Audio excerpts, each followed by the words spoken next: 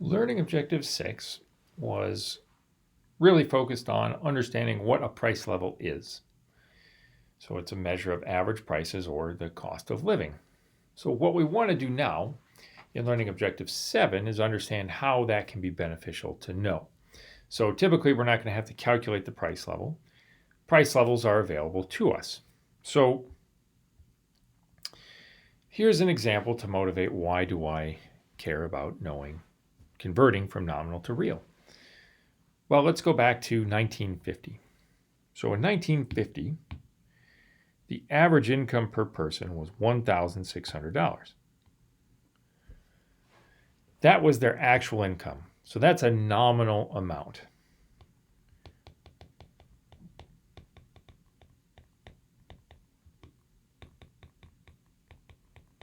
Because it's, if I took their tax return in 1950, the average person had a tax return that says, I earned $1,600 last year.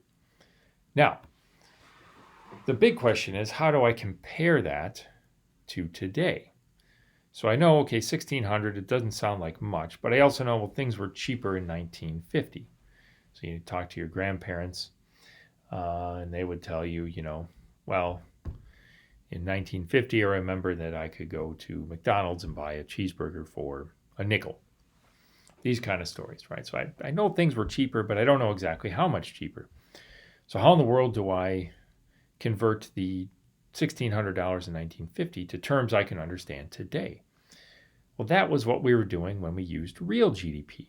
So you go back to my previous examples on converting nominal to real, and I said that real GDP told me how much money would I need in any particular year to buy the things I bought this year, right? So I take my current quantities and I use different prices.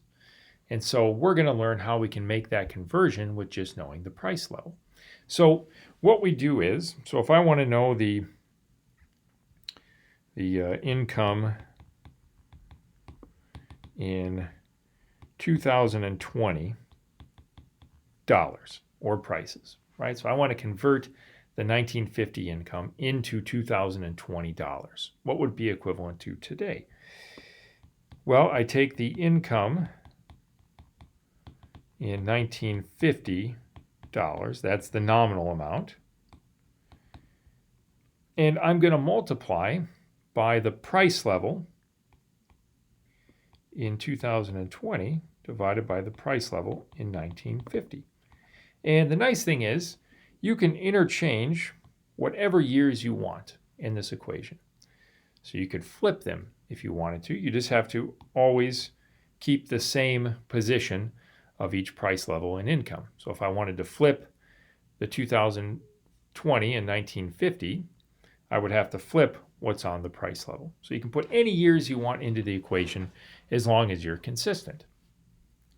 All right, so if we use the CPI here, I can do this calculation pretty easily.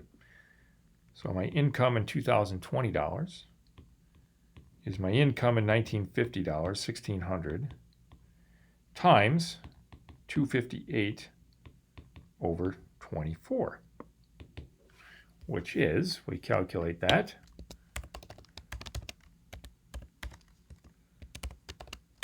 I get 17,200. So that's really helpful because now I understand. So if your grandparents tell you, well, I made $1,600 in 1950, how much did they actually make? Well, that would be equivalent to $17,200 today. So that's how when you see, you read something and they say, well, these numbers are adjusted for inflation, this is what they mean, right? I'm taking into account the effect of prices. So to buy the same amount of stuff that I could buy in 1950 with an income of $1,600, I would need $17,200 today. So that tells you, or you get an exact sense of what you could buy with your income in 1950. Doesn't matter what price level you use. So I could use the GDP deflator and do the same calculation. It's just the price levels that I use are slightly different. 113 over 14. So if we do this one, 1,600 times 113 over 14, I get 12,914. So you can see, the CPI and the GDP deflator do in fact give you slightly different answers. It's 914, sorry. But they both kind of achieve the same objective, which is to convert nominal quantities in any year to real quantities in any other year. And so you can use this over time to adjust your incomes for inflation, right? So if you start by making $50,000 next year, and in 5 years' time you make $53,000, you want to calculate your real income, right? So how much am I actually making today versus how much I was making when I started? And did my real income go up? So this is converting nominal to real using the price level. And that's a really important skill to have. All right, so here's what I would like you to do to practice this. So what I have here is in every year, so starting in 1938, when the minimum wage started, so this is kind of a product of the Great Depression, 25 cents an hour was the federal minimum wage in 1938. Up to now, so the last time it changed was in 2009 to $7.25. And so we're trying to decide, are we going to increase that or not? And so what I'd like you to do to test if you know how to make these conversions is to convert each of these nominal minimum wages into a real minimum wage in $2,020. So you have all the information that you need, and you can make the calculation, and we can see how did the real minimum wage change over time. So I will post a table that has the real minimum wage there with a couple of the calculations to check, but it's really important that you try this on your own first. So don't just look at my answer and think that you know how to do it. The only way you're going to learn this, and the way you're going to learn it the best, is if you take the previous examples that we just did with the 1950 income, apply them to this example and try it yourself. And if you get it right, great.